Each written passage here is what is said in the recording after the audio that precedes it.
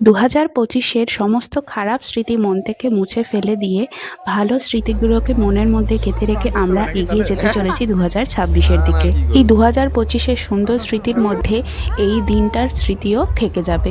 তো দিনটা ছিল 28শে ডিসেম্বর। শ্যাম স্টিলের তরফ থেকে ইঞ্জিনিয়ারদের ফ্যামিলি পিকনিকের আয়োজন করা হয়েছিল মালদার অ্যাকুয়াটিকাতে। তো সেখানে চলে গিয়েছিলাম, সকাল সকাল বেরিয়েছিলাম বাড়ি থেকে। তবে বাড়ি থেকে যেতে প্রায় 2.5 ঘন্টা সময় লেগে গিয়েছিল। প্রায় 12টার সময় আমরা পৌঁছেছিলাম।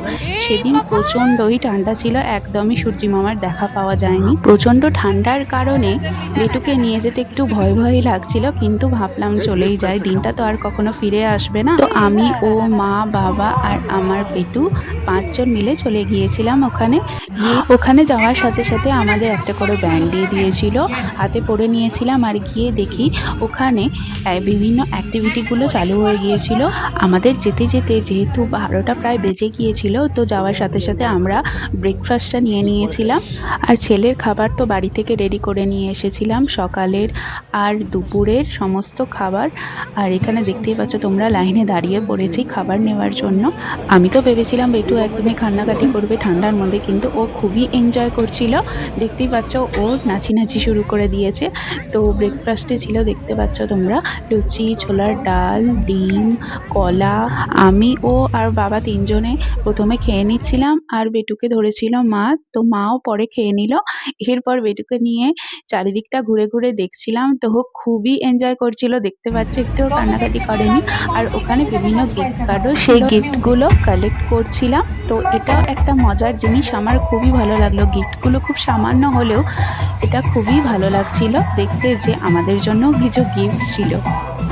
বেটুও আমার কাছে ছিল তখন, দেখতেই পাচ্ছ ও ঘুরে ঘুরে খুব সুন্দর দেখছে চারিদিকটা।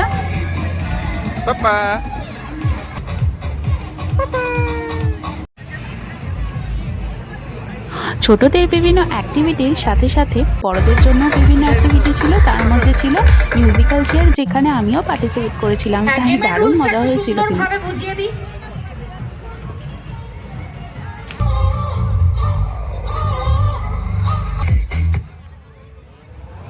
সামনে চেয়ার খালি আছে, এদিকে চেয়ার খালি আছে, চলো চলো ঘুরতে হবে ঘুরতে হবে, চেয়ার খালি একটা। খেলাটা খেলতে দারুণ মজা আসলেও শেষ পর্যন্ত কিন্তু আমি যেতে পারিনি। 3টে রাউন্ডের পর আমি আউট হয়ে গিয়েছিলাম। কিন্তু মজাটাই তো আসল, হার জিত তো খেলার মধ্যে থাকেই। এখানে বেটু বসে দেখছিল মার সাথে। এরপর আমি ওখানে ড্রিঙ্কসেরও আয়োজন করা হয়েছিল, সেখান থেকে 2টো ড্রিঙ্কস নিয়েছিলাম আমার জন্য আর ওর জন্য। এছাড়াও বিভিন্ন স্ন্যাক্সেরও আয়োজন করা হয়েছিল, তার মধ্যে চিকেন পকোড়া, ভেজ পকোড়া, দই বড়া, ওগুলো ছিল। কিন্তু বেটুকে নিয়ে এতটাই ব্যস্ত ছিলাম যে সবগুলো ভিডিও করে হয়ে ওঠেনি। এছাড়াও ওখানে নেল পেন্ট, তারপর হেয়ারের বিভিন্ন স্টাইল করার জন্য অ্যাক্টিভিটিগুলো ছিল।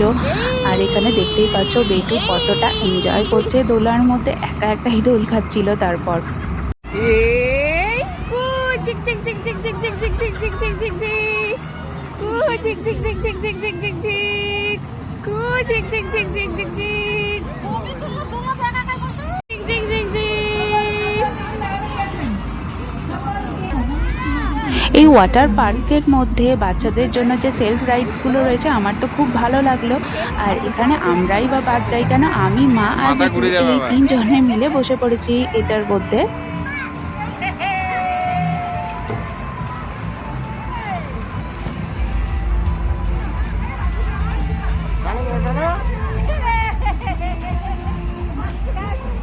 আগের রাইডসগুলোতে বেটু চড়তে চাইলেও এই ঘোড়াটা আর তারপরে যে ব্যাংকটা রয়েছে, এই দুটো ও একদমই পছন্দ করেনি। ওঠার পরেই কান্না শুরু করে দিয়েছিল। বসবে না বসবে না।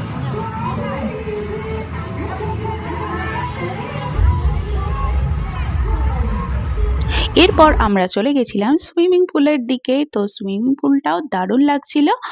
তো ওখানে গিয়ে অনেকগুলো ভিডিওও করলাম আর ছবিও তুলে নিয়েছিলাম। এরপর ওখান থেকে ঘোরাঘুরি করে নিয়ে আমরা 2টোর পরে লাঞ্চ করে নিয়েছিলাম। লাঞ্চেরও ছবি তোলা হয়নি। তো লাঞ্চের মেনুতে অনেকগুলোই আইটেম ছিল। তার মধ্যে ছিল ভাত, ভেজ ডাল, বেগুনি, ছানার কোফতা, ফুলকপির একটা রেসিপি ছিল, আর মাটন, চাটনি, পাঁপড়, 2 রকম মিষ্টি, আইসক্রিম, আর হ্যাঁ, আরও একটা আইটেম ছিল, সেটা হলো কাতলা কালিয়া। তো খাওয়া-দাওয়া কমপ্লিট করে আমরা গাড়ির মধ্যে চলে এসেছিলাম, কেন কি অনেকটাই ঠান্ডা। আর মাঝখানে করে তো আমরা বেটুকে খাওয়াতেও নিয়ে এসেছিলাম আমাদের খাওয়ার আগে। আর শ্যাম স্টিলের তরফ থেকে ওকে একটা গিফটও দিয়েছিল, সেটা হলো একটা ব্ল্যাঙ্কেট। তো আজকের জন্য টাটা, সবাই ভালো থেকো।